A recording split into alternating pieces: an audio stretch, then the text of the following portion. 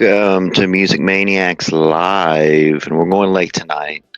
It is concert season, so we have a lot to talk about tonight. Big concert report from the great Bruce Dickinson. I mean, top 3 concerts I've ever seen so far in my life, for sure.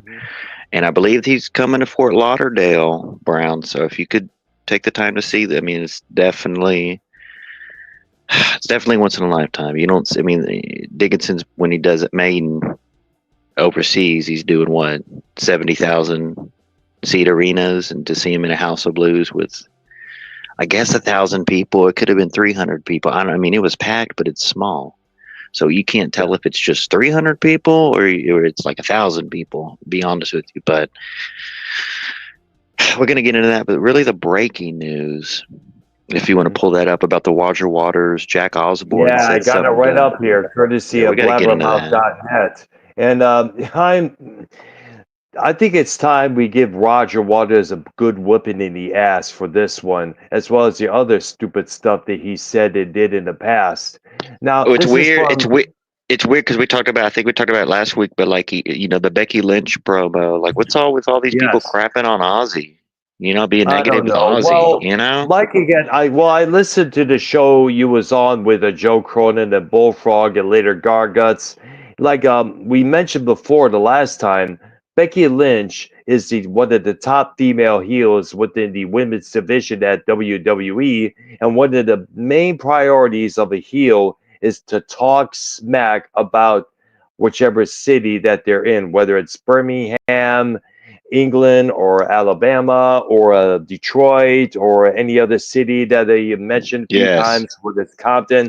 That's their game. That's their attempt to get you riled up, get you to hate them, get the reaction from the audience.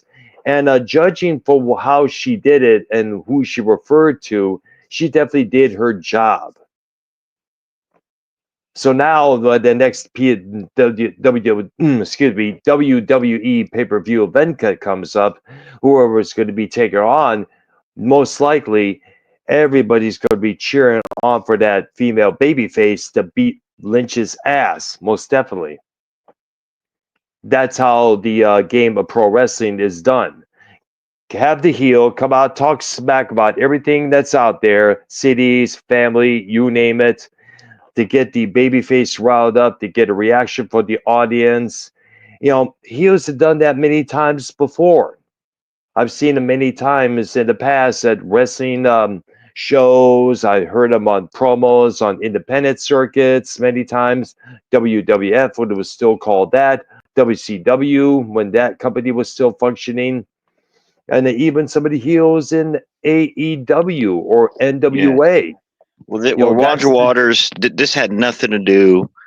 I mean, yeah, you're explaining the last week's and everything, and that's all. I mean, even like you said, did you when you watched that show, you liked it? It was interesting. Yeah, it was interesting to see you, Bullfrog, and later Garguts come in as well on Joe's program there. Yeah, me and Garguts, we've never really, I don't want to say got along, but look, there's more people that I guess would say don't like me than I don't like them. And Garguts was great last night. We didn't argue. We didn't. Nice professional show, and we had fun, and that's how it's going to be, and that's how it should be. Now, obviously, I've donated hundreds of dollars. I'm Joe's top donator right now. Yeah, I see there. We really want you over there. Joe really loves you. We'll talk about that more behind the scenes. But even I invited Joe casually on tonight. I don't know if he's awake or whatever, but he told me to tell you on his show. Yeah. Yeah, he told me to tell you that he always liked you, and that he, the whole suicide thing, like that was the whole problem, and he doesn't want to offend you, and you know what I mean. But think about it, no rush or whatever. But he would like you on and everything, and like you back in over there. But because it is hard with, and even Jesse brought up the whole tar thing, and you just gotta kind of. You got to lead it your own way, bro. Like, you can't the Tards don't lead the show. They need to be asked questions, or they're just going to sit there. So if you're asking them questions, and they're going to talk, and everything's fine, and everything works out. And that's how I kind of approach it. It don't matter who's on there on the panel. I'm going to ask everyone a question, different questions, and I like to ask questions, and that makes conversation. And anyways, All thank you for right. watching. Thank you for watching and being positive. So, All right. this Roger Waters thing. Yeah, we got it. Yeah. I didn't find out about this until you mentioned it before we went on the air. And it says here, according to blabbermouth.net, Jack Osborne's son, excuse me, Ozzy Osborne's son, Jack, has put Roger Waters on full blast after the co founder and bassist and lyricist and co vocalist of Pink Floyd claimed in an interview that he never did care about Black Sabbath and could not give a fuck about Ozzy Osbourne. Now, let me scroll down here. While speaking with the Independent Inc., Roger Waters said, quote, Ozzy Osbourne, who just died, bless him in whatever state that he was in his whole life, will never know. Although he was all over TV for hundreds of years with his idiocy, his nonsense, the music, I have no What? idea. He said that, yes. I Wait, think is it's this in referring it? to. Is this? Does it say? It probably said. I just missed it. Did it? Is this from like a magazine interview, like a video interview, like a I'm Skype not too interview? Like how? sure. I don't know. I never heard of the Independent Ink myself. I guess it's probably either a podcast or a publication. But Yeah. either way, he did say, he's been all over TV. Ozzy was throughout the hundreds of years with his idiocy and his nonsense. God. Yeah, the music, I have no idea. I couldn't give a fuck. And Waters would later add and say, I don't care about Black Sabbath. I never did. Have no interest in biting the heads off the chickens or whatever they do. I couldn't care less. Well, look, Now, let me add this real quick. There is a lot of, especially when I go to these concerts, definitely a lot of 50, 60, 70, probably in your 50s, 60s. A lot of gray haired people, a lot of older people. But there definitely is, there definitely is, besides us who like it all, there's fans of your classic rock, your Pink Floyd, your 70s stuff that's not into the heavy metal part of rock or the heavier music. You know what I mean? And Pink yes, Floyd and Black right. Sabbath are two completely different sounds. Pink Floyd is so soft and so overrated, in my opinion. I'm just saying. But you get what I'm saying. But there's also fans like us who like them both. We love Sabbath, we love Floyd. Hmm. But I can definitely see where Waters is coming. Like, yeah, he's like, I mean, don't get me wrong. This is super disrespectful. This is super like not reading the room that well. This is super jumping the gun. This is super not appropriate. This is a super asshole thing to say. But I understand what he's saying. He's basically like not into the heavier music. Presumably Black Sabbath, but like there definitely is. There's probably fans of. I'm a big Pink Floyd fan. I'm a big Steve Miller Band fan. I'm a big Doors fan, but I do not like heavy music. I do not like Black Sabbath. I do not like, and I can understand that there's just fans. There's fans of not the heavier side of rock, the heavier music. What is your opinion on that? And then you can continue reading if you want, brother. Well, let me say this about Roger Waters. This is not the first time Waters has been a complete asshole. I mean, various interviews, he supported Russia's attack on Ukraine, which he got called out for, made it by even members of the Pink Floyd fan base themselves, even by David Gilmour's wife, who took to the former Twitter, now known as X, and called them out, saying the egotistic, maniacs, such and such and such. And of course, Gilmour replied with the I agree 100%, obviously, because Waters and Gilmour had a lot of issues with between one another. And let's not forget, Waters took the members of Pink Floyd to court back in around 1986 to prevent them from using the name Pink Floyd because he felt that he was bigger than Pink Floyd. He was Pink Floyd altogether. Remember, it was his name he claimed. It was his pig up in the being floated around in the arenas. It's their dry ice. It's my gimmick. It's my this. It's my that. And blah blah blah. I mean, Waters has a tremendous big ego. Let's keep that in mind. Of course, that ego got demolished while he went on tour at the same time Pink Floyd did. And lo and behold, Pink Floyd had a top 10 record with A Momentary Lapse of Reason, their first album without him, while Roger Waters, his record at the time, Radio Chaos, did, and he also did in terms of concert attendance. I mean, like Pink Floyd were filling all these stadiums, arenas, and Waters, he was playing some arenas, but some of them were, let's just say, they weren't exactly sold out. So Pink Floyd got even with Waters by touring as Pink Floyd, which, by the way, they won the right in court to use the name. And Waters just had to step back and realize he was not bigger than Pink Floyd. And Waters has also said other crazy stuff in the past. For example, he even said that Joe Biden, when he was president, was a war criminal. Now,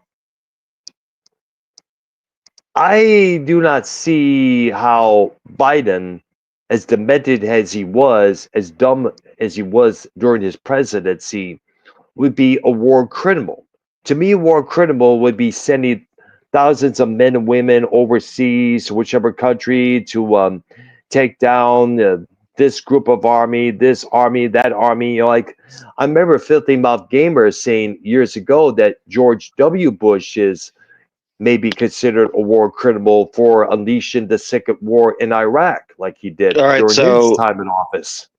so Blue Top Guitar in the chat says Roger is not well liked. He tried to destroy Pink Floyd when he left. He did. Pl- He did. plenty, Yes. plenty of people like both, but Roger not so much. What did he do to try to destroy Pink Floyd? Do you know of? Like, He tried to gain ownership of the name. He found out that Pink Floyd were about to go continue as Pink Floyd without him. And Waters at that time felt like, no, I'm Pink Floyd. I wrote the lyrics to Animals. I wrote The Wall. I wrote the words to Dark Side of the Moon. Wish You Were Here. When you think about it, that's probably one of his biggest claims to fame is his lyrics.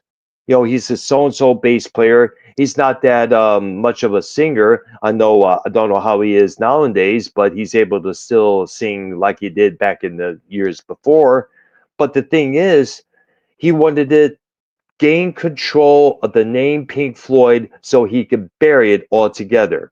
He said in various interviews at that time when The Pros and Cons of Hitchhiking came out in 1984, one of his first solo records, he said, Pink Floyd is gone. No more. It's over. He's done with it. At that time, Waters was way grumpy over the music business and everything else. And let's not also forget, in their last tour date in Montreal, Quebec, Canada in 1977, and tour of the album Animals, which the title of the tour was called In the Flesh, there was so many issues with that whole concert. In fact, Waters was so disgruntled, some fan who came by to say hi to the band, Waters spat right in his face. Now, Waters says today that was probably one of the most awfulest things that he did, but it was that resentment and that incident would help Waters gain the momentum to write would be considered one of the biggest concept albums probably of all time, in my opinion, being, of course, The Wall. wait, did Roger Waters predominantly write that album, or was it like a joint? Yes, he wrote the album. Only Gilmore contributed on a couple tracks, co-writing songs like I guess Run Like Hell and Young Lust, but most of the whole core of that album was Waters from start to finish. I mean, he All was right, kind of like so leading Pink Floyd. yeah, so you can finish the article. I didn't mean to interrupt before, but Okay, well, but I'm glad you brought that up because yes. like Waters' dad had said and did some atrocious stuff as well. And also, Len, you may remember back in 2005 when the main lineup of Pink Floyd got back together to do those 4 songs at the Live 8 show. Waters, Gilmore, Mason, Wright. Now, many people are saying, will the original Pink Floyd ever get back together to do a tour? Not necessarily so. There was one point he was asked that at backstage. He just grimaced and just walked away there because there were a lot of harsh feelings between Gilmore and Waters. In fact, the two hardly made eye contact during that whole set. And also, one more thing, Waters did say that if he were to reunite with Pink Floyd, it'll probably have to be a short set because he don't think he can handle a full one. He did say that, folks. Now back to the article. Earlier today, September 2nd, Jack took to his Instagram stories to write, "Hey, Roger Waters, fuck you. How pathetic and out of touch you have become. The only way you seem to get attention these days is vomiting out bullshit in the press. My father always thought you were a C word. Thanks for thanks for Wait, they providing said him the that yeah, he said quote C word, or actually they said cunt in the article. yeah, cunt in the article. Oh Correct. my He God, did. God. Yeah, and he also and he concluded by saying, "Thanks for providing him for proving him right." Now, in a 2004 chat with Rolling Stone, Osborne said that the Pink Floyd classic "Money" was one of his favorite rock songs, adding that it stirred up vivid recollections from his wilder years. Ozzy said it reminded him of his LSD days. "I'm glad I survived." And Waters reportedly gave a mean review of Black Sabbath's debut song, "Evil Woman," in 1970, saying at that time, "Well, well, well, I'm speechless. Well, almost. You keep thinking it's going to start. You think that for the first minute, and then if you're really perceptive, you realize it's not going to start. And that's all there is." And he said that about the song "Evil Woman," a cover tune that Sabbath did at that time. Now, that's about it for the article. And of course, it includes with Jack Osborne's Instagram post, and that was about it. Okay, so like that. Okay, so let's bring it back to the um the Becky Lynch promo, right? Yes. When we were talking about that Joe and Garguts, and definitely can see a lot of, and if not most people, not saying that was a big deal and it was a part of the promo, and she kind of put him over. But my thing was, my thing is, it's too soon to be.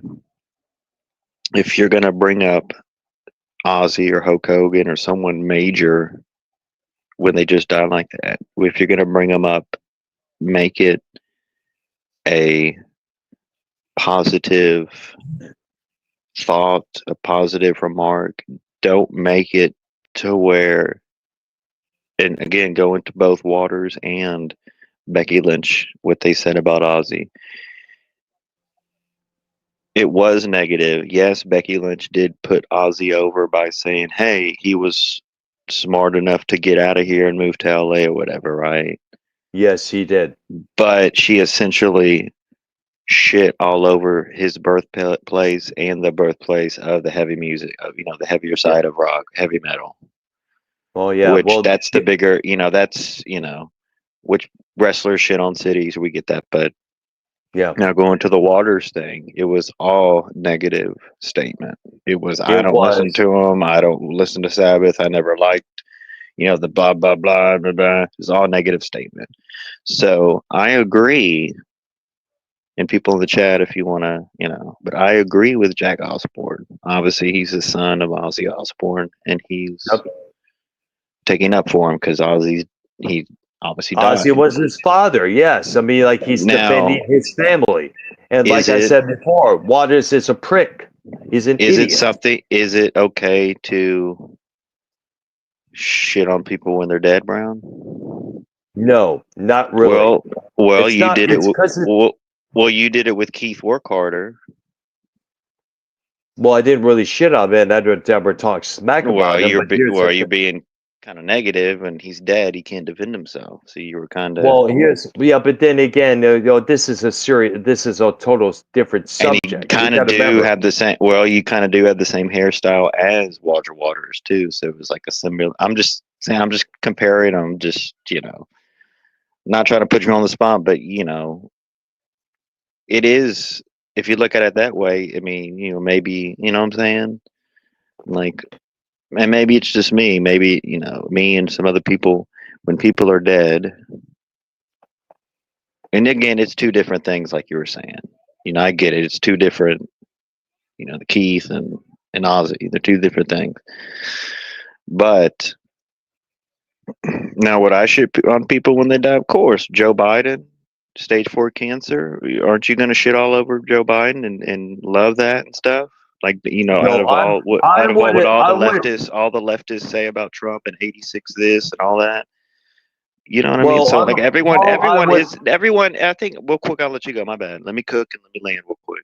I think every human has someone that they want, that when they Yeah. die they're gonna like it and be happy if someone dies. You think every human has like that special someone that when they die they're gonna be happy, like Roger Waters and Ozzy and you and Keith? Well, here's the thing. You're like, well, let me say this about Keith. Oh no, and let it rest. I'm sorry that the guy is gone. It's bad that he had to die for which I don't know what it was. It was some saying it was a triple C relapse or what it Yes. was. But here's the thing. It's hard at the same time. You got to remember what he did that got him sentenced to that group home for how many years? No, that's true. We know that. We get that. Yeah. But look, And Erasmo Martinez says blinking fast because you're upset. no, but but also keep in mind, I'm not doing. I just said nothing. That's all I can say. Other people did said a lot of worse about Keith as well. Well, no, I'm just talking about just being positive or negative when someone dies. The fact that, I mean, all you really were saying was like when he comes on shows, he wants to get into Jamaican rap when the show's about rock. It's a Yeah. minor, small gripe or whatever. But I'm just saying, um, that everyone we're all guilty of shitting on people when they're already dead. I think we've all done this in our life. I mean, as a human, you dislike, whether you're a Republican, Democrat, you dislike the Democrats. Whether you're um, a New York Yankees fan and you don't like Boston Red Sox fans, you hate Boston. I mean, there's hate everywhere, right? Hmm. When someone dies, like Ozzy, when someone dies like Hulk Hogan, it's almost like the world stops. Like there's people that are there's human beings that are so amazing. I mean, Touched. there's so much history with so many humans that are so great, like the greatness of a human being. That there's people like that they have fans that love them, fans that love Hulk Hogan, fans that love Ozzy, and then you get and then they die, right? There's all this Yes. popular, they're super popular, all these fans, and then they die very suddenly, if that, and very epically. I mean, with the Ozzy concert thing, and then Hogan, just kind of shocking or whatever. He's opening the new wrestling faction or wrestling organization. Yeah. So the fact that they both die, and then you hear, I mean, obviously there's love, outpouring of love everywhere when they die, and sadness, you know, social media, all different countries, everything.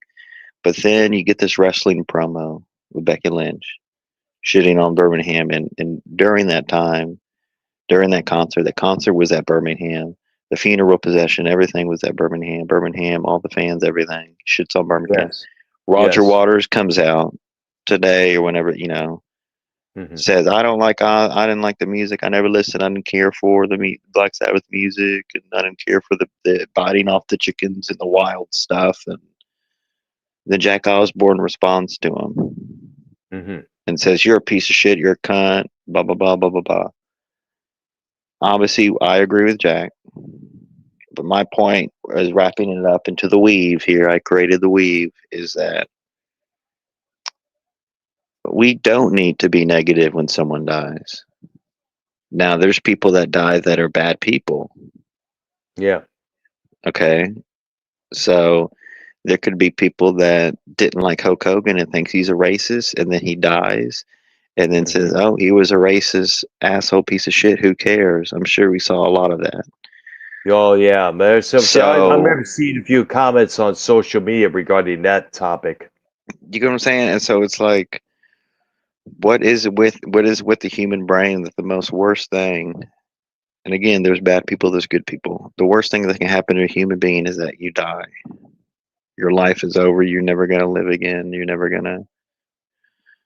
And someone else, another human, is negative on that person. I just don't. That is so wild and far out to me. It's like if you have it's like if you're a father and you have a son, and your son's 5 years old, and you take your son to the hospital to get gender reassignment surgery. Turn your son into a female at 5 years old. To some Oh people, that God, is norm. To people, that is normal. That is regular. And to others, that is so far out and extreme and wild it's that it's disgusting. like. So yeah. So to me, maybe it's just me, but being negative on the dead, minus bad people, which Keith, people say he's bad, and I agree. At a time of his life, he did do a really bad thing and everything, and I agree with that. But I would say the person I knew, and like Jack Osborne would say, the person Ozzy knew, he isn't that wild guy that bites heads off bats. He's a beloved, you know what I'm saying? Like Ozzy wasn't that wild. Like that was just a persona he put on. You know what I'm saying? Like, But man, actually, he did. Ozzy did make that mistake of biting the head off the dove or biting the head off Yeah, the bat. yeah, it He was did an do that in the accident. past, and he did Yes, make that mistake. So and at he the end of the paid for it day, definitely. people are dead. People are going to be dead forever, and you'll never have to deal with them or hear them again. And I mean, if you don't like that person, you can think of it like that, but don't, you know, be negative. I mean, what Roger Waters did, bro.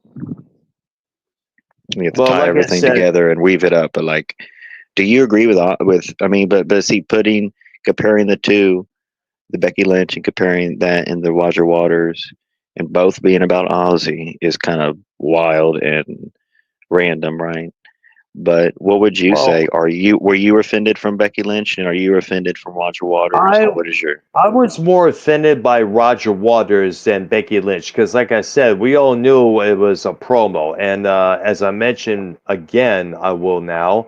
That was her job to get the audience riled up and upset at her, like all wrestling heels do at that time. They still do it to this day. I mean, like, but it's just now, did she go a little bit too far? Maybe yes, maybe no. But in terms of getting the audience revved up, in terms of selling, in terms of causing a commotion, Becky Lynch indeed did that to the max.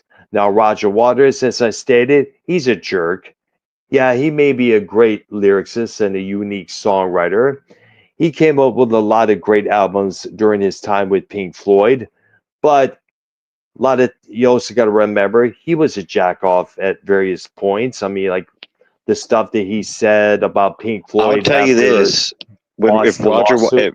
if Roger Waters comes out and tours again, I'm gonna go to that, Brown. I think I'm gonna go see that.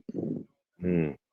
Even though with the political, It's going to be very cringe for me, but we'll push it through, and you know what I Yeah, mean? and by the way, well, if he, by the way, at the start of it, at the beginning of his last tour, he had a little say, a disclaimer saying, thank you for taking your seats and prepare to enjoy the show. Please put your cell phones away, blah, blah, blah. Many other people refused to Really? do that. Yep, yeah, he did that. Look up the beginning of the This Is Not a Drill tour. He performed in the round of the arena with the couple of screens shaped like a cross, all showing all whichever images, whether it's images of the band, Waters, and other graphics during whichever song they're playing. I mean, like Waters, when you and let me conclude this. The Yeah. end of the end of the opening segment. There is a thing for those who say, I love Pink Floyd, but I cannot stand Roger's political views. You could fuck right off to the next drinking bar. That's what that little promo said. That's when he kick into this Redux version of Comfortably Numb. And by the way, speaking of Redux, there was no need for Roger Waters to come up with his version of Dark Side of the Moon, which I heard a couple of tracks from. Not impressive. Thank you very much. There's only one Dark Side of the Moon, and that's the one he did with Floyd. What they done with Dave, Richard, and Nick, and with Alan Parsons doing the engineering chores. All right. Do you agree with Jack though? I do agree with Jack. He was, All I right. mean, I think it's right now, I think it's time for Roger to look himself in the mirror and realize what the hell is going on here. He could at least said something like you mentioned, hey, I'm sorry that Ozzy Osborne is no longer with us. Like he was a great, unique of an entertainer. Though I was never a big fan of his music or the stuff he did with Black Sabbath that much. He will be very missed within the world of music. Kind of reminds me of that thing that David Crosby did on social media when he came to Eddie Van Halen's death. On when it was still called Twitter, somebody asked, Crosby his thoughts about Eddie Van Halen's death. Crosby responded with, and he got Could all sorts of flack for that from everybody, from fans, musicians alike. What did guitar players from Testament, replied to that comment, to that statement, and can calling you him ring out out for that. to can you ring out to Danny MT and Paul 3 and tell them? Can you share this? Can you share the stream on your channel, Brown? You know how to post and share the other people's streams on your post. You know how to do that? Let me do so. Hold on a second there. Yeah, there's so Couple of to minutes. end the Roger Waters. Very shocking. I mean, there's probably more. Look, there, former members of Tesla's forming a new band. There's probably some other news, but that's really the big important news, the Roger Waters stuff. Mhm. Tying into Ozzy there, but I have two kind of parts to the Bruce Dickinson Yeah, concert report I went to on Friday. Same venue as Jerry Jay Cantrell. Granell. Mhm. But there's definitely two parts to the story. But I'm just gonna explain just everything all in one and weave it like Trump does into one. Mhm. So packed, packed line getting in. I went to the first thing I did. I didn't even go to my seat. I went to the merch booth, merch table, took a picture, and waited in line. There's probably, I would say, maybe seven or eight people in front of me. So I wasn't like waiting any, but the line was definitely growing. It goes down like stairs. So you go downstairs and like it's all underground pretty much. So like the stairs going down, there's people waiting in line. There's a couple. It wasn't like the big Maiden merch booth where there's 10 different shirts, 10 different designs. There wasn't no merch specifically designed for the city like Maine does, but there was For men, there was like two different shirts. For women, they had one. I think they had a hoodie. They didn't have any long sleeve shirts. No concert posters. I think they had an autographed CD for the 100. I think it was autographed by Bruce for the 100, but I wasn't really paying attention to that. I think that's what that was. It was definitely $100, and it said something about a CD. So I can imagine it's not just a CD that's 100. It's got to be an autograph CD. Obviously, Maiden autograph stuff would be much more blah blah blah, but this is a super rare solo project. Rare meaning like Bruce Dickinson hasn't done solo tour in like 30 years, if I'm mistaken. Not mistaken. I believe it's been 30 years since he's done solo, or 25 years or something. Um, so very, I don't want to say exclusive, but just like very rare. I mean, this moment. This would be just like, and there's no comparing, but when you get these huge gods of a singer, of an artist in these small venues, it is so intimate. Mm-hmm. And when they're fucking 10 out of 10s, it is. I don't even have to drink. That's my thing. I know the drinking makes the experience better, blah, blah, blah, but I'm sitting there with an ice water, Dr. Brown, and Mm-hmm. it is blowing me away. Now, I don't know any, going into it, I kind of, listening to a couple songs, but I didn't know much. I'm sure more people there knew all of the solo stuff.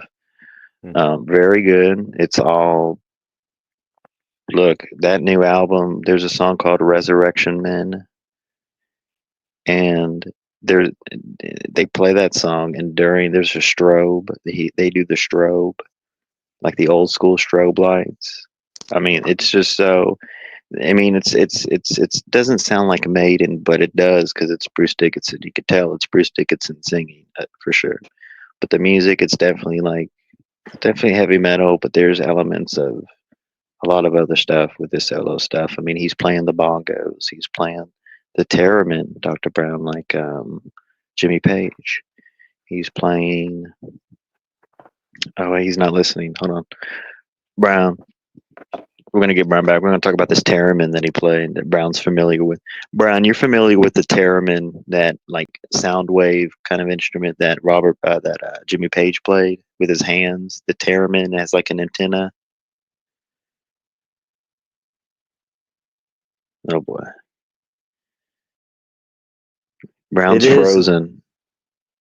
Well, You're I'm back now. back now. You're frozen for a second. You're frozen for a second. Now you're back. So I was talking about the theremin Thurman, instrument. It's like, yes. yeah. Tell us about what you know on that. Thurman. Thurman. Now, Jimmy. Now, when I saw the Led Zeppelin Okay, let me tributes, look it the up the here. the guy who played Jimmy Okay, it Page says role was here playing it's this instrument electronic thing. instrument controlled without musical. Let me get the Wikipedia. Here it says it is the theremin. It is an electronic musical instrument controlled without physical contact by the performer. It is named after its inventor, Leon Theremin, who patented the device in 1928. Its controlling section usually consists of two metal antennas, which function not as radio antennas, but rather as position sensors. Each antenna forms one half of the capacitor, if that's pronounced, with each of the thermos's hands, one half of the capula. I'm not too sure what that word is, but remember, this is the first time I'm looking up this article. Well, basically, you operate it like this. I remember one of the members of the group Fishbone used it. I mean, it's been used on a lot of psychedelic records in the 1960s. And of course, Jimmy Page from Led Zeppelin used it a few times in concert. He even had one during the Zepp's performance of Whole Lot of Love in the Song Remains the Same movie. It is a unique instrument without any question. But it'd be interesting if I had one, because who knows what I could have conjured up Look, with it. I probably it looks easy to play. it is. Look, Brown, you definitely when you're at work and stuff, please get into that Mandrake Project album. All right. And then look, okay, so there's two parts of the story. There's like the experience of the concert, but then there was like an experience with a fan that was drunk. So Mm, we're getting into that, but like I kind of want to set the table and everything for that, but like let me give you my experience of the experience. Bruce Dickinson is the greatest singer on earth that you can see in concert, in my opinion, right now. He is the Freddie. Now, some could say, Halford is this, but I think he is the Freddie Mercury of heavy metal. mm-hmm. I think he's the best singer on the earth right now. Like I said, in that Next to genre, Rob, next to I'm not Rob talking. Halford. Yeah, now, no, Dickinson is the best now. Yes, Halford is more. It's more gravelly. It's more.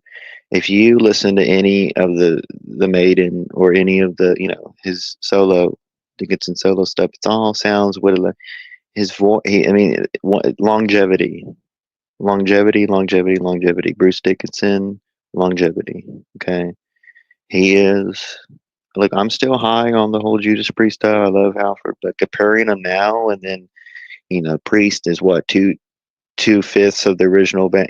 Whatever. Like, you compare that to what Maiden's doing. Obviously, they just replaced, Nico, the drummer, but all those guys are original. All those guys, the main lineup or whatever. The fan base is rabid and extreme and hardcore. The merch, the T-shirts, Iron Maiden is synonymous, like number one, the most popular. Next to AC/DC, next to Pink Floyd, but in the heavy metal genre, Iron Maiden has the best merch, has the best T-shirts. Like for real, that when you go to their tour, there's 8 or 9 different T-shirts to choose from. I remember.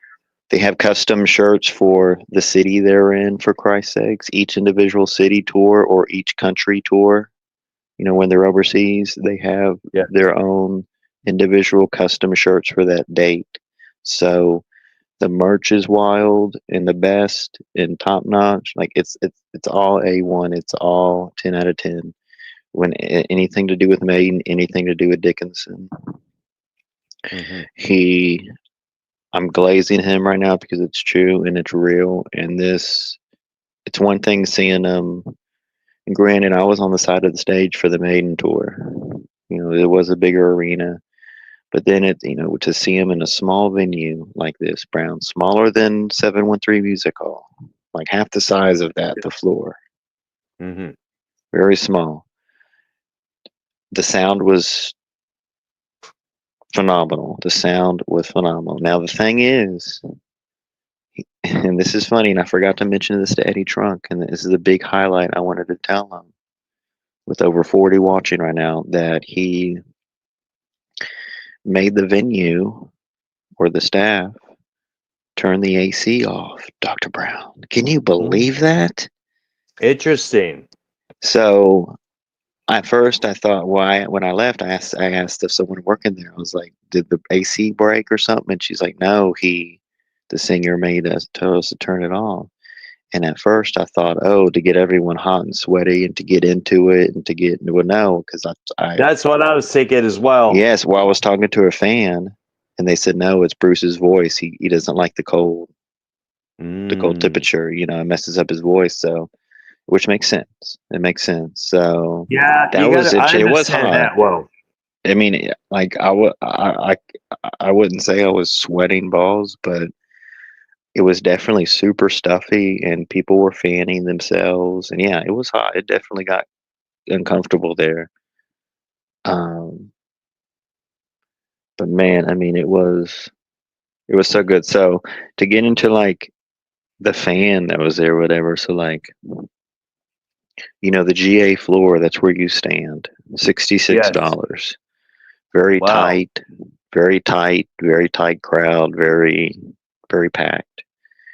The balcony, probably I think $120. So I got those second row, and Mm-hmm. a lot of these places they'll have, and even the pavilions they'll have like VIP booth tables. So instead of seats, they'll have these tables which are like $250 a seat and all that. So like they had those in front of the seats up top. Mm-hmm. So a guy who had that basically decided to stand up. I mean, he was drinking, he was hyped. I get it. Like Mm-hmm. he knew all the words to all the songs. I mean, it was definitely a lot of energy. But he kept doing it and doing it. And people were bitching, people were yelling at him, people were mad. The lady in front of me threw a lemon at him. People were like Oh, dude. people were like putting their like kind of clenching their putting their hands in their drink I and like just. yeah, like they're flickering flickering the drink off their fingertips to him because he was a bald headed man. He was a Mm-hmm. bald headed man, so any kind of liquid, and I didn't do none of that. I just want to go to a concert. I don't even drink really. The price is just so high, but like drunk people annoy the fuck out of me, dude. I'm there and granted, I do record, and that might annoy people, but I do it in a way where I'm not blocking anyone's view or no, I'm very respectful. But I hate these drunk idiots loud. Everyone's getting loud. I mean, Bruce Dickinson's talking in between songs, and motherfuckers are yelling at this guy. Like, I'm at this point, I'm telling everyone, like, shut up. Like, let Bruce talk. I mean, and I recorded the whole concert. A lot of that ruined some of the videos. The guy standing up, I did my best. They had screens pointing at the screen. I did my best, guys. Seriously, that was very historic. I mean, Interesting you should bring that up because I got to tell this story. Me and my dad went and saw Iron Maiden when he played Pine Knob Music Theater back in June of 1985. He wanted to check it out for himself. And by the way, he did enjoy the show 100%. And but during their performance of the Trooper, Bruce Dickinson noticed was looking at the first few rows of the people that was all crowded up in front of the stage, and he did not have a good look on his face. And then after they were done with the Trooper, Bruce Dickinson decided to address the crowd and how they were acting, how they were trampling over one another's dicks. He was saying there's no need to do that. Everybody sit down. Everybody sit the fuck down. There was one guy who did not want to sit down. He was still standing. Hey, you don't want to sit down? Hey, here's a drink for you. Threw it at that guy's face. You know, I mean, Bruce will take action no matter what circumstance. Like if you're harassing the female fan, if you're going to start fights, well, Bruce bro, like, Dickinson will how do call you you think? out. What do you think? I was like, bro, this was like being in someone's house and Bruce Dickinson singing there. It was so small, but like, me, I record on the phone, and you know Yes. how Bruce and Iron Maiden lately, because Bruce was just on with Eddie Trunk like a few weeks ago, and Mm-hmm. Bruce was talking about the phone thing and everything, and he thinks Mm-hmm. it sucks and all. He hates that shit, but so I was scared that like Bruce was going to call me out for. I mean, I was like the second row, so I knew you could definitely see me from the stage. Yes. But I do it in a way where it's not in front of my face. I'm not looking at the screen the whole time, guys. I'll have it on, kind of on the side, lower. It just depends, like where I'm sitting, where I'm at. I figure out a way to do it right, do it respectfully, honestly. And most people that don't, they're drunk and they're looking into the phones like idiots. So they're blocking the person's view in back of them, blah blah blah. But I feel like, in my opinion, these things are once you're at a concert, whether you're drinking or not, and whoever artist you're going to see, and you probably listen to that artist a million times in your life. Iron Maiden, Bruce Dickinson, not so much for me, but I've really Mm-hmm. gone into him deeply within the past recent years of my life for sure, right? And of course, I've seen Maiden. I saw Maiden for the Final Frontier tour back in like 2011. So, Yes. but not as much as others. They're super, super hardcore. I'm definitely a big fan of other bands. I know whether we're, this is the type of thing I didn't really know much songs going into it, but I knew that it was gonna knock my fucking socks off, drinking or not drinking. I knew because I obviously watched the videos, and I knew how Bruce is live with Maiden when I saw him in November or whatever. I knew that this was going to be a top three concert, Brown, for me.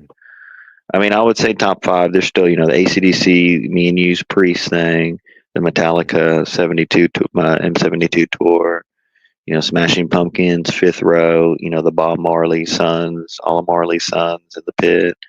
You know, I have a lot in my top five, but like, this is something, Brown, that you have to go see. The ticket's not going to be but under $100. If you get a seat, it's going to be that. If you're going to get standard, it's probably going to be 60, 70, whatever. Price is nothing.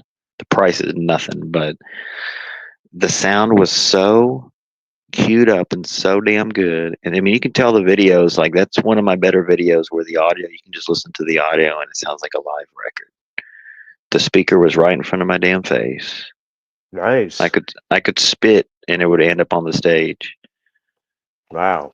I was so close, but you're closer when you're on the floor. But I'm not into that. I'm not into the floor shit, bro. It gets too intense. But anyways, I mean, next time with this guy, look, I'm just gonna move because he did block a lot of people, and but what ended up happening? The couple in front of me, they kept complaining. They kept going. The husband kept going up and trying to talk to staff, and it's so loud you can't hear people when you talk or whatever. So the staff wasn't really doing anything. But then finally they moved them into a booth kind of further away from them. But then the wife invited me and my friend to go down there with them to their booth, Brown, to their VIP section, dude. Nice. So I did. All now, right. at that point, the person That's at that point, nice. at that point, my friend did get mad and left before all that happened because I don't like to have a confrontation with people, with drunk people or concerts. I just want to watch the concert. When you start talking during the shit, you lose out on stuff. You miss stuff. You miss out on stuff, on the It music. was a moment.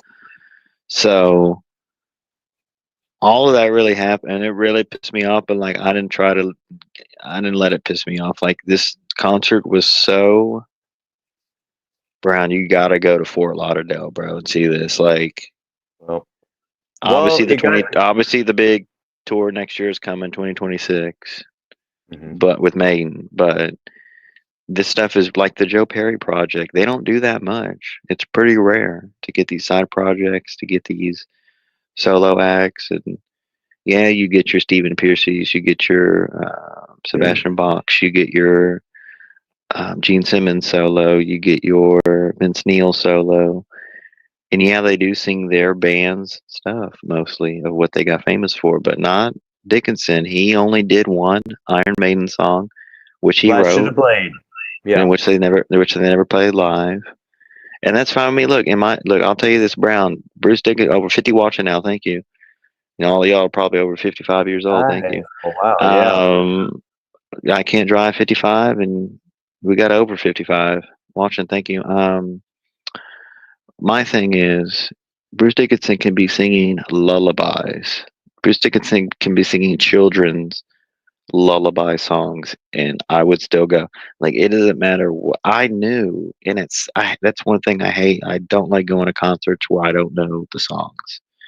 A lot of opening, we go through that when we see opening bands. We don't know the songs, and it sucks. Like, yeah, they could be a good band, but it's way more fun when you're singing along, when you're into it, when you're banging your head, when you're clenching your fist, when you're pumping your fist. It's way better when what that is. So for this being a concert where I really didn't know much, to be honest with you, but I was very familiar with the artist. It was a side project. It's his solo stuff. But there's just something about Bruce Dickinson, bro. He really is the greatest. And you can ask me, you can compare singers. Oh, who do you like better? And I would say Halford. But I'm talking now, and then just comparing that to how. I mean, he's just been so consistent, and obviously in the 2000s, Brave New World album.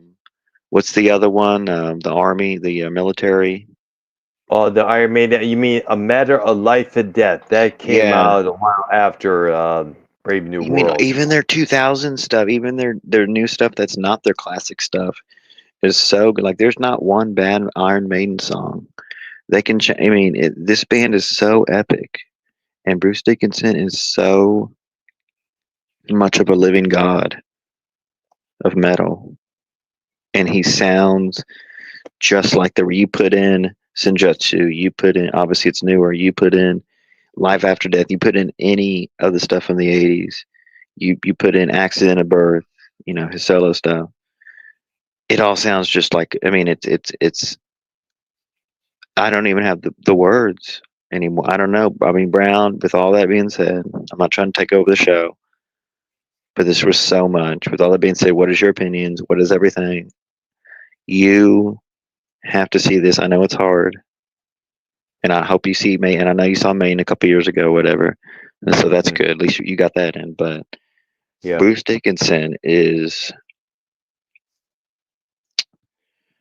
he really is the greatest. He really is the GOAT, dude. I'm going to worship that dude. I see why Jesse J worships that band.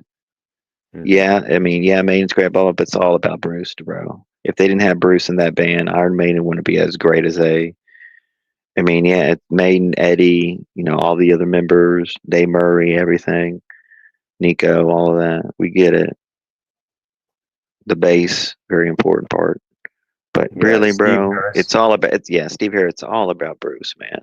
It's all about Bruce. Like the voice, like he.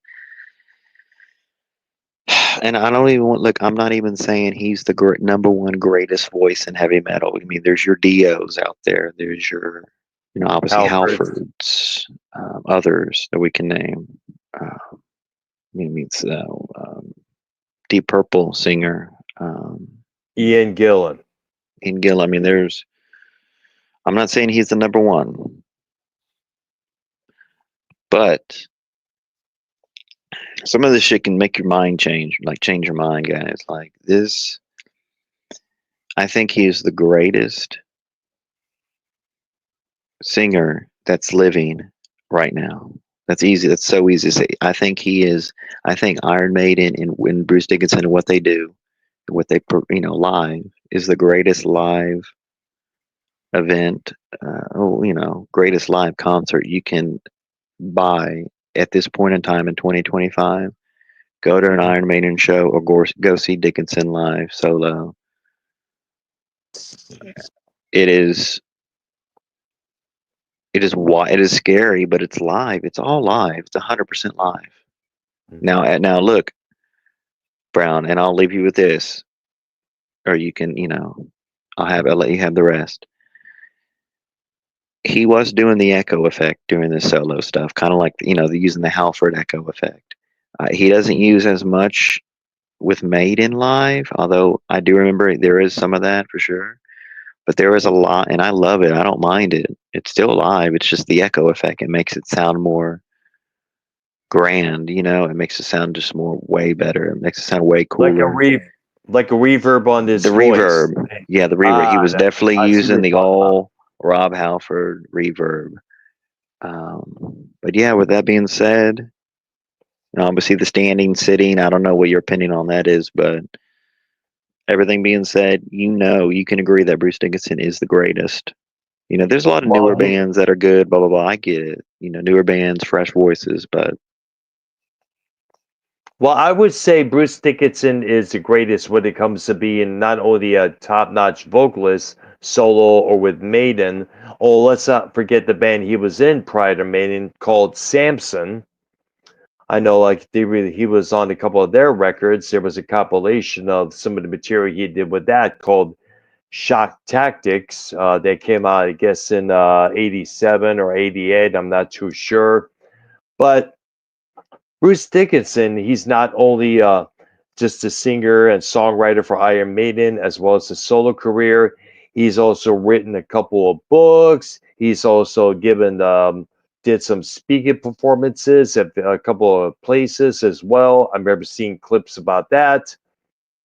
Also, it's also clear that he is an official certified airline pilot as well. Remember, Ed Force One, the huge ass airplane they took to all these different countries, Moscow, US, South America. He was the pilot on all those trips. Yes. People forget about that too. And also, let's not forget, he also survived throat. He had a bout with throat cancer for a while. He survived that. He kicked that cancer's ass to the full max with no problems. And I guess he also has a PhD in something. I forgot what it was. So, in a lot of ways, in terms of role model, Bruce Dickinson is 120% that person.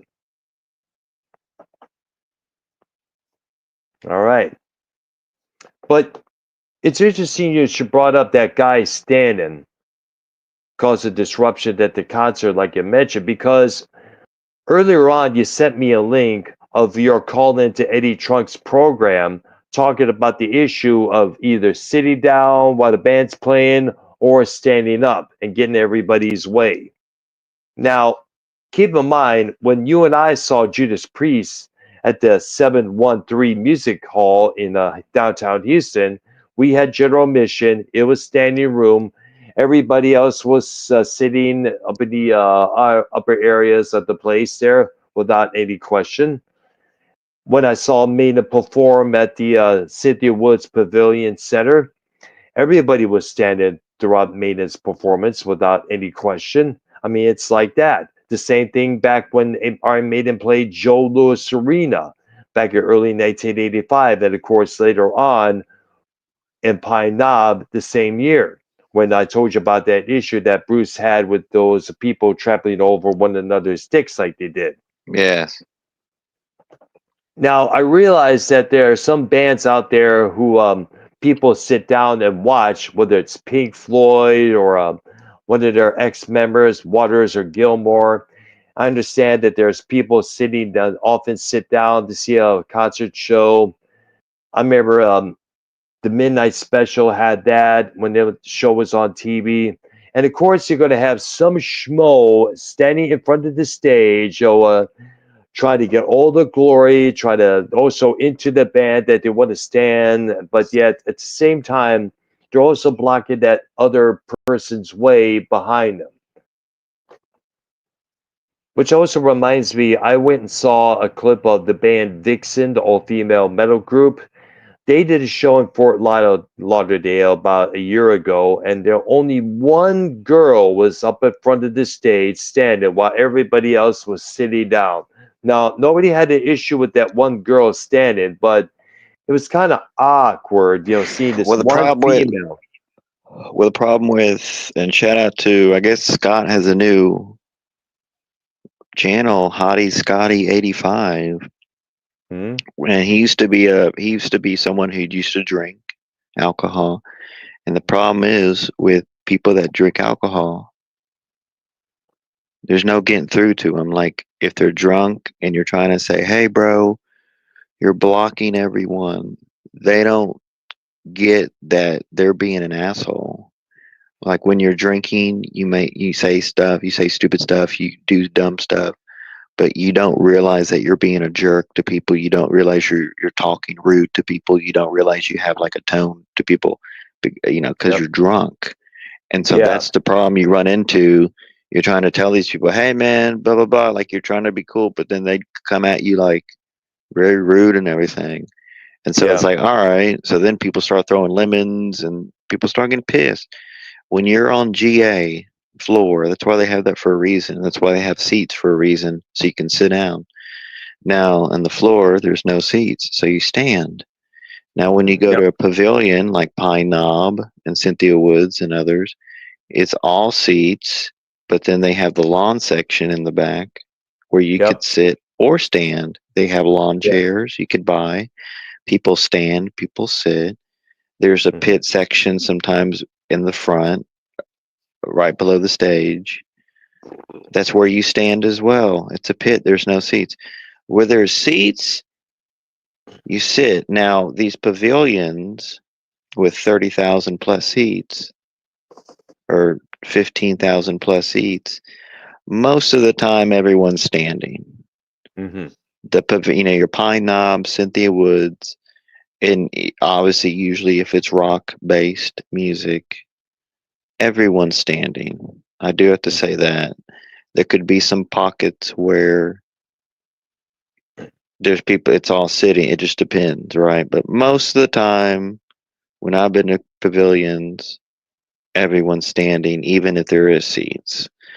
Now, if you're at like the House of Blues, and if it's half and half, where the bottom is floor GA and the top balcony is seats, well, then that's where you got to have common sense. Well, I want to sit down. I'm going to pay for this seat to sit. Well, I'm going to get a drink tonight. I'm going to get wild, and I'm going to stand in GA and have a party.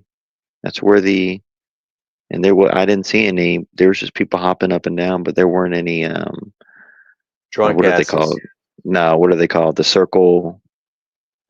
Circle, you mean the moshers? Yes, there was no moshing. I didn't see. Ah, So yeah, too small for that, really. But exactly. um, shout out to the Iron Maidens. Brown, you saw them, right? Female.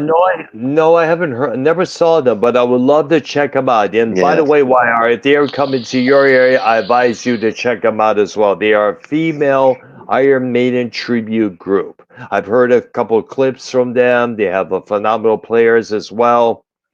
One of them, a sexy guitar player named Nikki Stringfield. She endorses this guitar company. I think it's called Shetler or something like that. I gotta look up Schecker. the name. Shecker, yes, thank you. Yes. Yeah, she It's a good endorses brand. them. Yeah, she endorses their guitars as well. She plays them live on stage as well. I think I they're think American Nita, made. yes, exactly. In fact, I think Nita Strauss was involved with them for quite some time, if I'm correct. Okay, so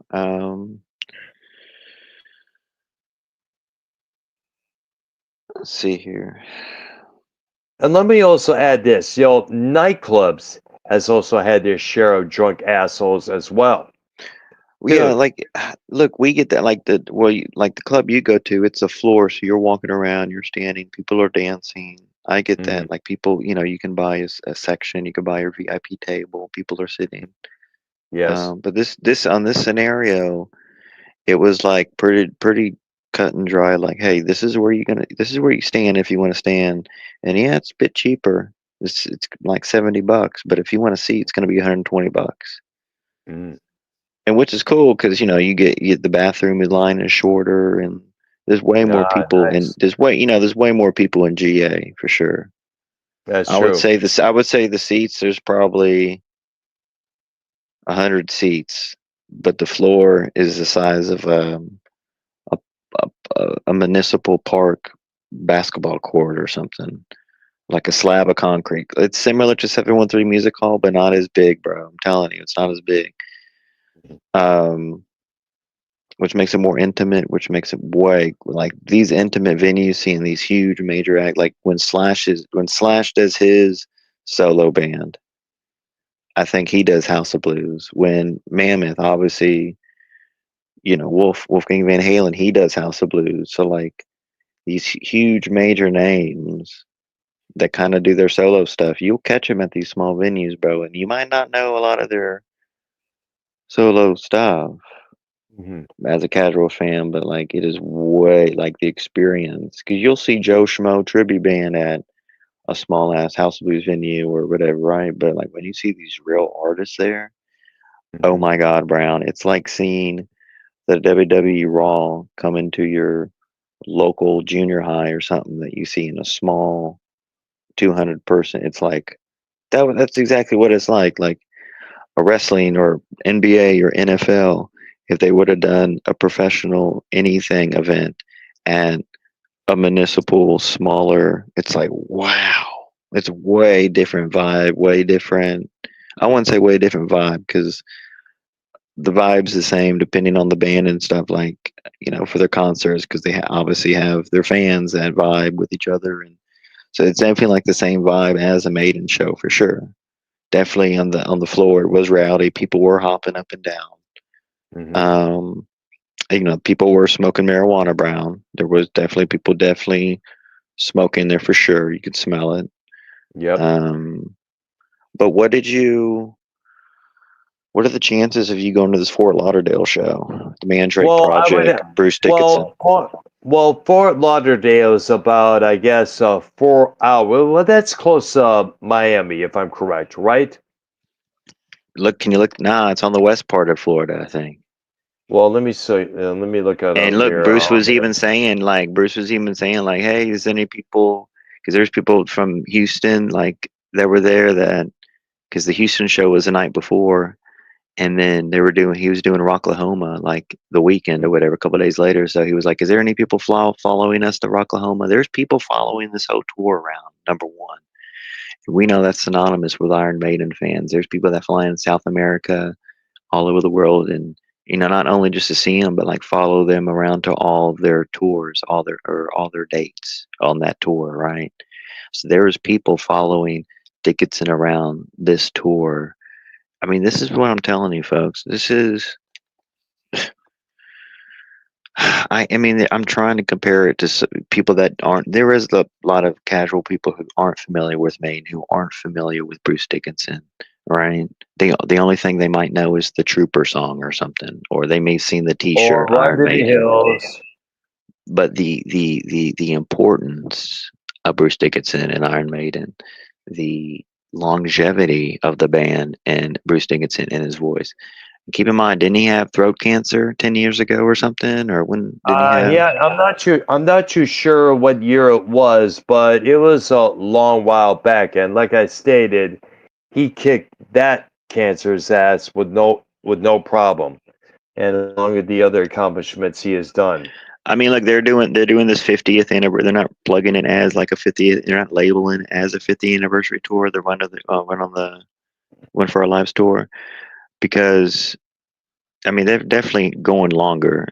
Dickinson he's already putting out another album for his solo project. It's Mhm. going to be like they're going to start recording on it. It's going to be out next year or something. He was saying, right? So he's going to keep touring on that, meaning he's going to keep going with Maine. I mean, I would easily another 10 years, perhaps, especially getting in this new drummer easily, because their tours run what 2 or 3 years or whatever, right? Mhm. Easily, easily another 10 years. Easily another 10 years out of Metallica, perhaps too. Right. I don't know. It's too. Go ahead, man. What's your history with I'm- Maiden? What's your history with Bruce Dickinson? What do you all? I mean, explain to the casual fan how we worship this guy, how we worship the band, why they're so important, how are they so important? well, Like, because you get what I'm Iron saying? Maiden. Well, because Iron Maiden do not sing songs about partying down, getting drunk, or banging chicks. Like band, that was Motley They are the Crue's Rush. back then. They are the Rush of heavy metal. Would you agree? Well, they are basically one of the most intriguing bands out there in terms of heavy metal because they come up with a lot of different interesting topics for their songs. Like Caught Somewhere in Time, which begins the album Somewhere in Time. Suppose you're approached by some mad scientist who offers you the chance to go in his time travel machine to go back years before when you were a teenager, the chance to correct whichever mistake you made back then, the chance to relive the time when you were free from responsibility and such, but with no possible chance of returning to the present. Would you take that risk? That's the topic of that song. Yes, I would do waste that. Would waste you? maybe who knows, but wasted years. That's Dickinson, the narrator, telling this one person, don't waste your life like I did when I was your age. You're living in your golden years, like Yeah, enjoy the moment. it's not all about, you know, um, the number of the beast. And I mean, there's a lot of songs about like war, battles, Yes, famous aces battles. high. Ace is high. Yeah, hell, they even have a song on Somewhere in Time called Alexander the Great. You won't find information like this on the regular rap record, like from Lil Wayne, obviously. I mean, they came up with song. They even came up with a song called "To Tame a Land," based on the sci-fi book Dune by Frank Herbert. And he also came up with the song "The Trooper," which gives a viewpoint of the soldier fighting whichever war that he was in, whether it's in the Civil War on horseback. But it gives you a point, the viewpoint of what could possibly happen if you were in that predicament. Chances are you get hit by a Russian from their musket, boom, like you could die right on the battlefield right there. Aces high about aerial combat during whichever war, whether it's World War One or two. 2 minutes to midnight, And we're and of and these are course, just and you're just going and these are the quote unquote just like the signature classics or whatever. I mean, there's yeah, songs like the Clairvoyant song. hmm I mean, yes, going into their 2000 stuff, the song "Brave New World," the hmm song "The Wicker Man." hmm Um, the I mean, those. Klansman. By the I way, mean, it was just like yeah. By the wow. way, I it's with a mean, C. By the way, wow.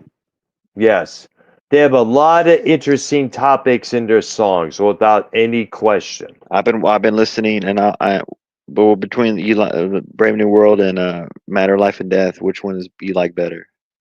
I never really heard Matter of Life and Death, or let alone Brave New World. But Brave New World is a big deal, because not only it marked the return of Bruce Dickinson on vocals, but also the return of Adrian Smith on guitar, because he had departed from the group about a couple years before Bruce did. Or they had Yannick Gers on there in the '90s. No, we have a freeze from Dr. Brown. 1 minute, Now, folks. yeah, Go ahead. yeah. Yannick Gears was involved right after Smith's departure, and he's still with them today. I figure, since he was good friends with Dave Murray, their other guitarist, they figure, hey, let's have much twice the power. Three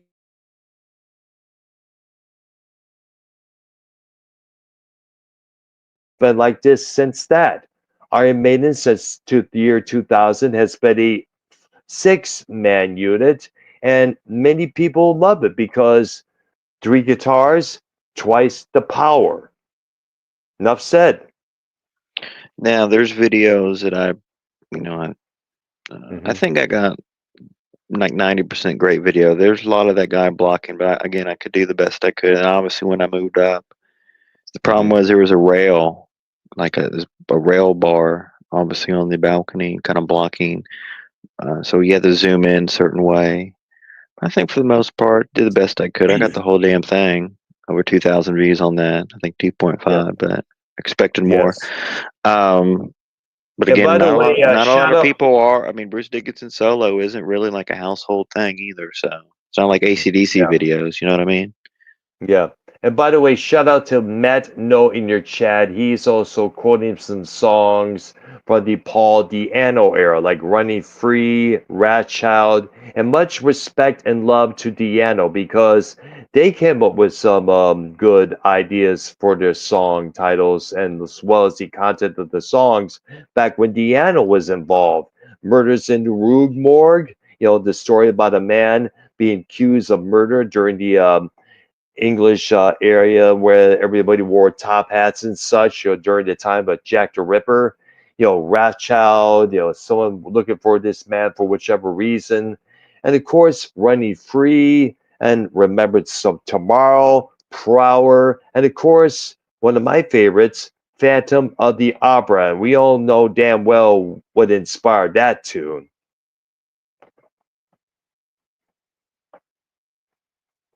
All right. And also Charlotte the Harlot, a song about the women they knew who was a prostitute.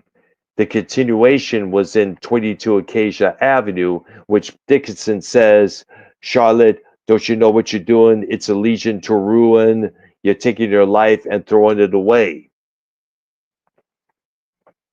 He's basically telling this woman to get out of the prostitution game, because God knows what could happen in the near future if she were to continue.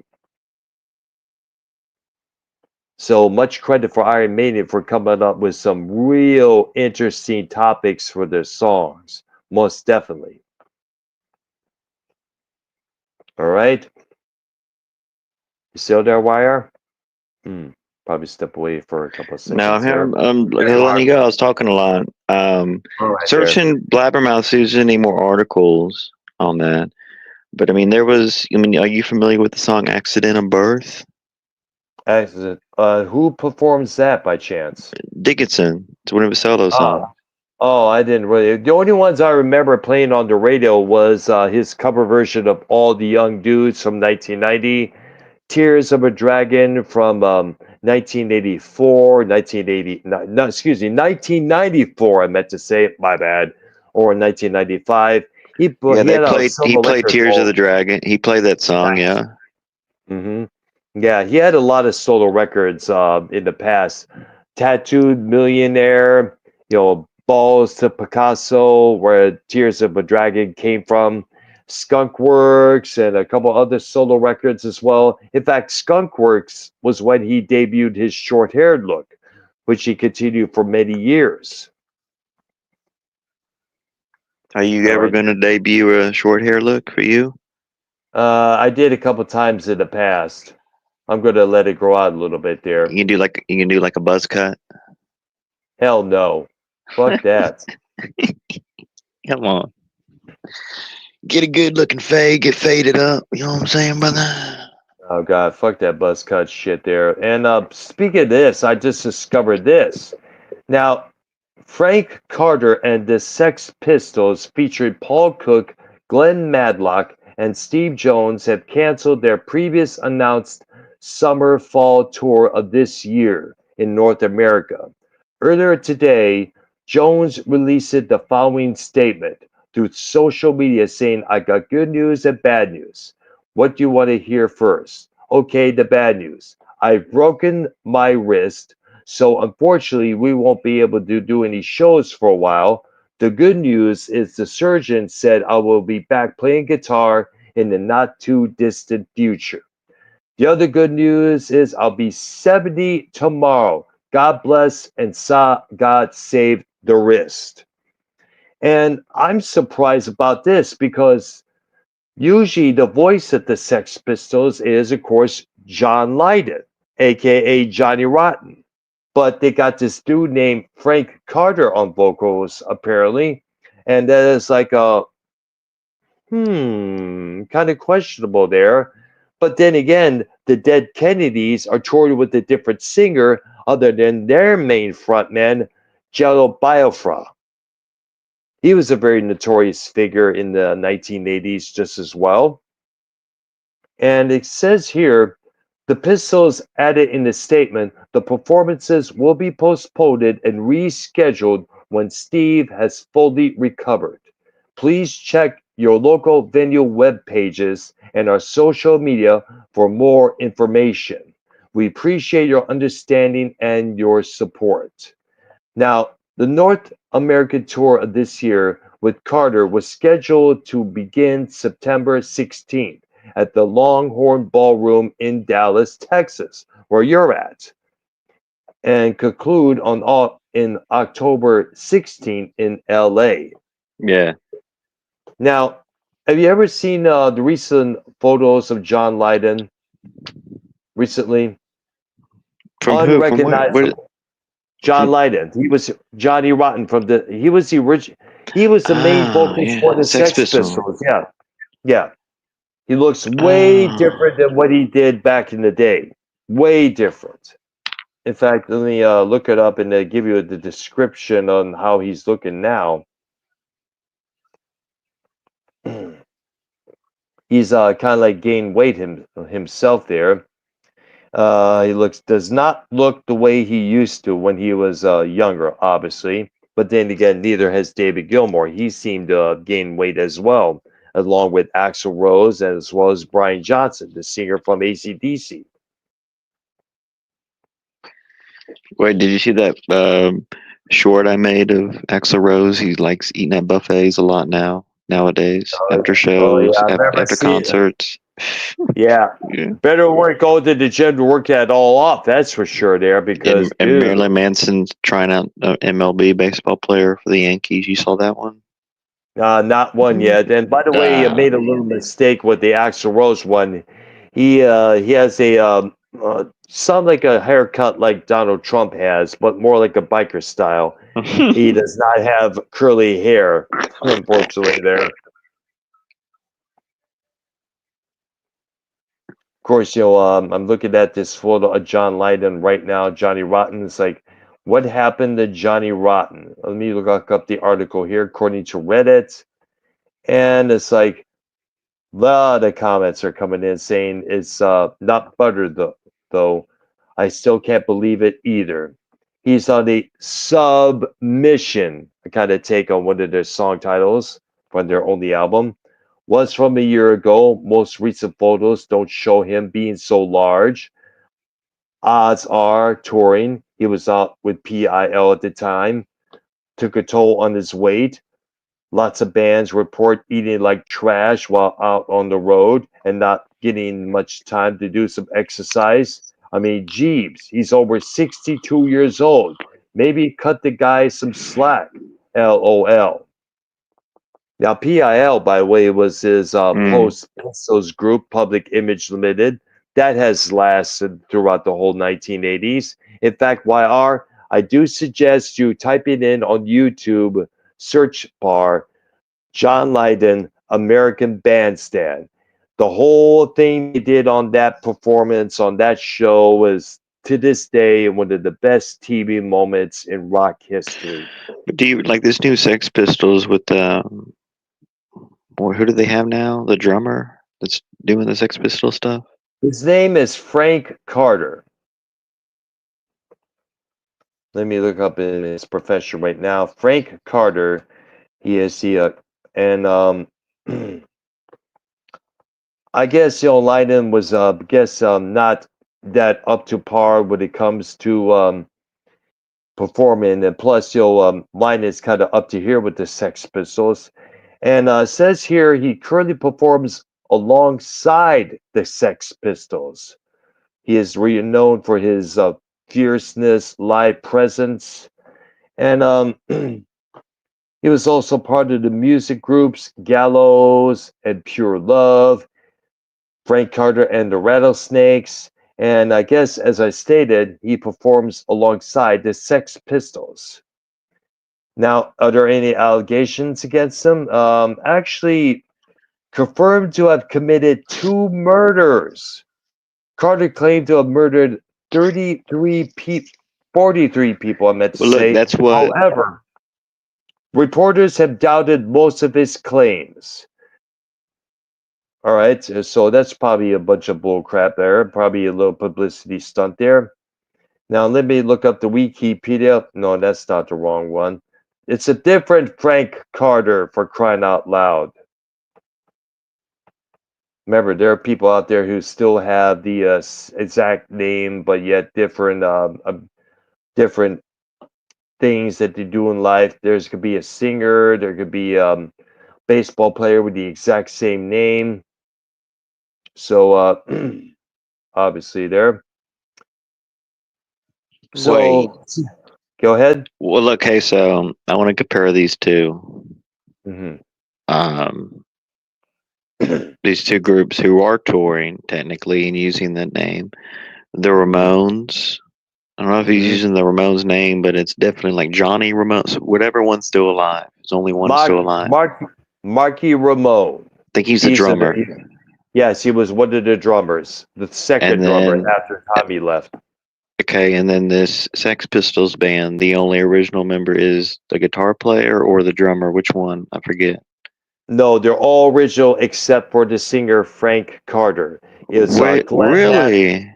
Yes, Glenn Matlock was the original bass player for the Pistols. He got booted out, and they replaced him with a guy who looked more punk but couldn't play the bass for shit. They had to have somebody behind the stage filled in the bass parts on their live performances at times. Now, Steve Jones, the guitarist, he's a original member alongside drummer Paul Cook and Matlock. But unfortunately, sadly, as I mentioned, the only one missing out of the frame was Johnny Rotten, aka John Lydon. Why he's not involved in it, I'm not too sure, but That most is likely pretty he's probably cool. up to here with the Pistols altogether there. He wants to move on with his life. Who's more popular, the Ramones or the Sex Pistols? It's kind of like Both the same debatable. genre, right? Punk, punk, Yes, punk, punk punk rock, music, because punk rock. yes, and both had a massive influence on the generations of punk rock bands out there. And I believe they're doing like same, like smaller venues too, like super small venues. But the Sex Pistols got a little bit more going for them. They got all original members, are all classic lineup besides the singer. Yep. Um, Sid Vicious. Yep. Never was a musician. Like I stated, he was only brought in because he was Lydon's friend, and plus he had the punk look, which everybody was sporting at that time. The spiked hair, the leather jacket, the snarly look on his face, and the only problem with Sid Vicious was his heroin addiction. Mm. That's what did him in the long run. Did And you the hit up Shaft or Danny I or I did Paul Three? message Danny the link to our show, but I still have yet to get a response. Let me see if he left a response yet. Let me look it up on Discord.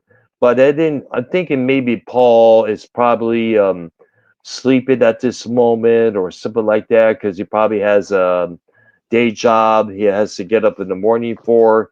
But so far, no response from Danny MT, sadly. And nothing from Paul 3 or Deepest Dave Rose. I think it probably is in bed Pretty by late. as well. Yeah, it Late. is very Do late. you have did you figure out Fort Lauderdale? Is it on the west part of Florida or is it No, like you said? it's in the southeast, Man. Yeah, and that's the it's only about Florida show he's doing too, Brian, I think. and Fort it's about Lauderdale. 4 hours away. I mean, 4 hours away. look, it's worth it for to drive 24 hours to see it. Honestly, like 4 hours ain't nothing to see a con.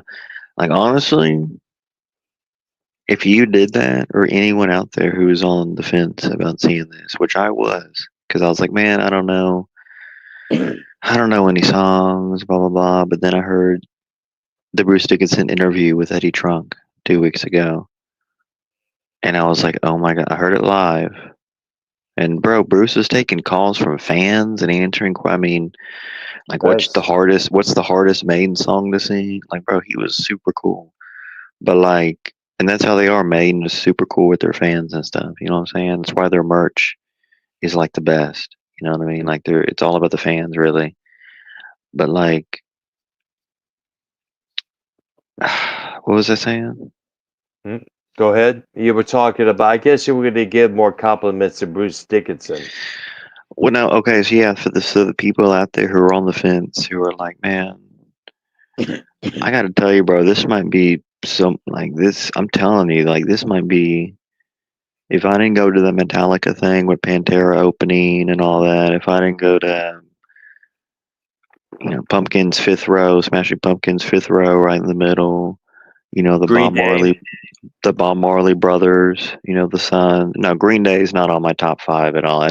It was What? cool, and Pumpkins was ever like, remember, I saw Pumpkins headline tour in 2023. It was like a week before the Metallica thing, and it was I got upgraded, and fifth row straight up. That was like a top two. But then like you got the KK's Priest thing. That was epic. Yeah. But this, I don't know, this Bruce Dickinson alone and his voice is just on another level. Like, and then to think like he's like almost 70 years old. He's older than Dr. Brown here on the channel. Hmm. He's been singing since Dr. Brown was a teenager, I would say. Hmm. When you were a teenager, what listening to Iron Maiden as a teenager? Yes, I was. Yes, I remember seeing Wow. the clip of them doing the song Iron Maiden with Deano, and it was like, wow, interesting. And it was about, I believe it was about, let's see, about, it may have been about 16 years old I was when the Number of the Beast came out, and I saw the video for Run to the Ah. Hills. Here, Getty Lee, hop on the call, brother. Mm, all right. Like a lot of people have been loving me on Joe shows, and obviously it's kind of like a pay to play deal in a way, but Mm. um, I want to prove the worth on, some of these, Bullfrog is, when he's on, it's the Bullfrog show. So you have to keep that in mind. But you Of can course, everything also, is about Bullfrog. no, I'm not being negative. I'm just saying, like, that's how kind of entertainer he is, a one man entertainer. But when you're on the show with him, you have to figure out a way, you know, to move with that. So it's like ask some questions, stuff like that. Not that hard. A lot of people don't do that. I feel like when Joe's trying to make a song, someone else has to. People do like Garguts does.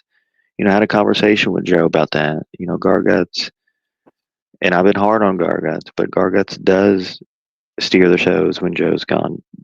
Garguts Mhm. does take that manager position when Joe's gone and steers the show, takes control of the show. So, the topic might not be what you want it to be, and I'll even talk to myself on this too. Like, he is doing good for Joe, and so I'm giving him flowers, and I'll no longer be negative towards Garguts publicly, privately.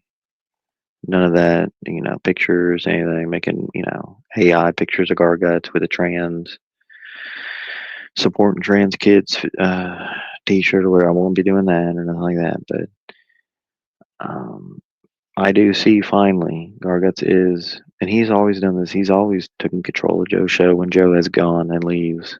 You know what I'm saying? So without Garguts, no one would be talking, honestly. Because with a Tard group, with a Tard crew, Brian, you have to make conversation with them. You have to keep the convo going with the Tards. You know what I'm saying? Um, Brian, I mean, do you feel like you're ready to maybe join a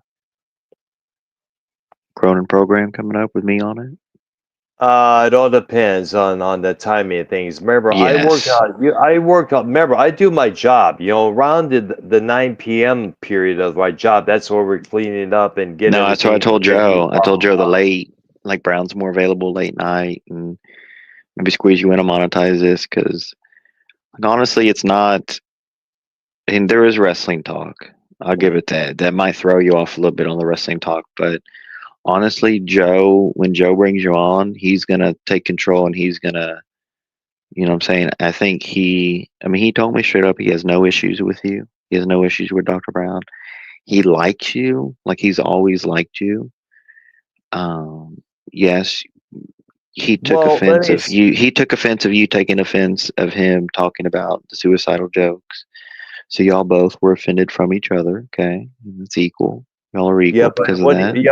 yeah, but instead of making me out like a psychopath with the collage clips together, he could have came to me in a DM and said, "Hey, is there an issue with You're the right. suicide jokes? Is there an issue you could have addressed with me?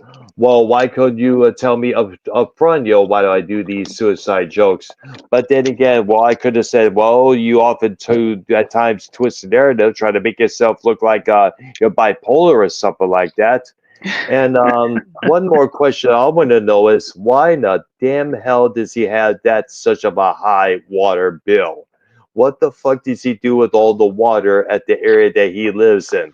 Does he have a backyard pool that's larger than the house I or think he what? does have. I think there is an above ground pool, which does.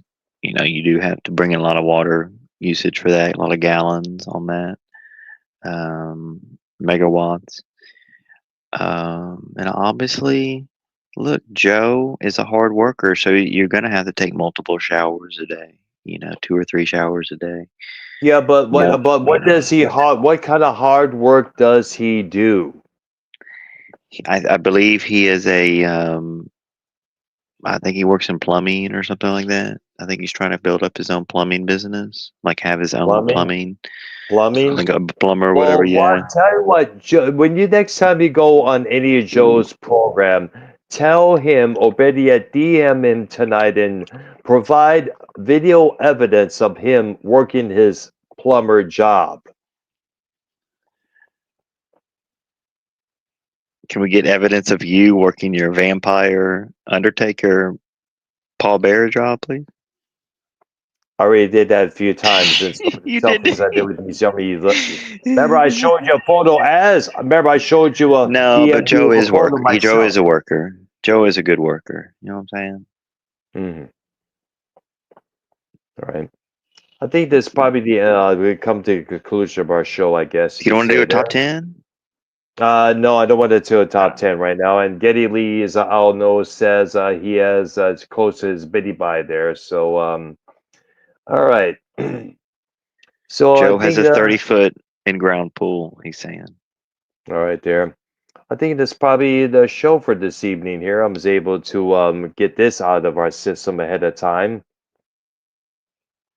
which is kind of good when you look at it. We know the Joe thing, yes, he likes you, and we'll get you on there, monetize this something late night, put you on there. He'll be excited to have you on. Well, next week we'll be live. I don't know when. It's probably not gonna Next. be as late, Mhm. but there'll be more rock news, metal news, everything. Everything. And also a couple of topics I wanted to bring into light. And I'd like other people to join Yes, in on this discussion as well, other than it's you and I. Songs about infidelity. There's lots of them out there that we didn't know existed. There's a few from the past, a couple that we know, like Lips of an Angel by the group Hinder. I remember that song was on the radio many times before.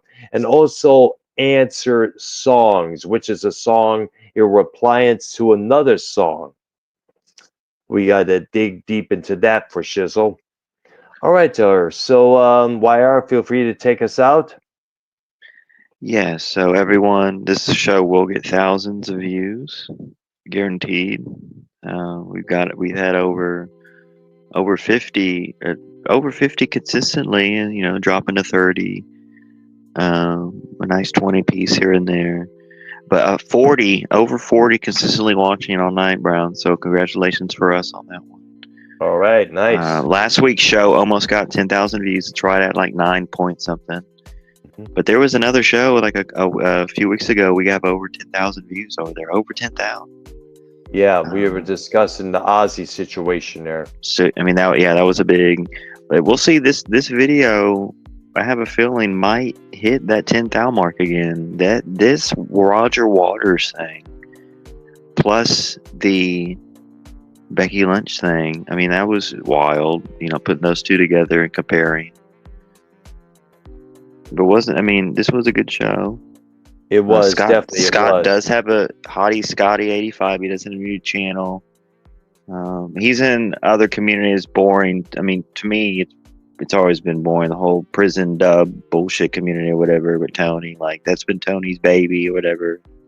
I never got into it. It's like the Malky stuff. I never really. There was no interest to me. I never got like addicted. Like I'm addicted to Cronin. We are addicted to JCS. We are addicted to Joe Cronin. Dr. Brown does glaze and worship Joe Cronin. We will bow to our God, Joe Cronin. And we will worship Joe Cronin and donate to him. Dr. Brown, look at my finger, please. You will donate all your money to Joe Cronin. Yes. I am hypnotizing you with my finger right now. You will donate all your money to... No. I was going to say, what the fuck, dude? Look, people are missing out. We're getting all the numbers, the views, the viewership over here. We're getting over 50 watching live. We're getting thousands of views on these videos over here, guys, on these lives. So join the party. If you want, you can click that StreamYard link and everything. But we'll be live next week. This was a late show tonight, but we have mega views on this show tonight, Brown. So we're going to see as it grows. I bet it'll be close to 10,000, Brown. Thank you. All right, Dr. thank you Brown. as well, my man. And we'll see you all next week, ladies and gentlemen. Everybody take care and subscribe to this channel and subscribe to my channel as well. Dr. Earl W. Brown. Look forward to seeing you next week. Have a good one.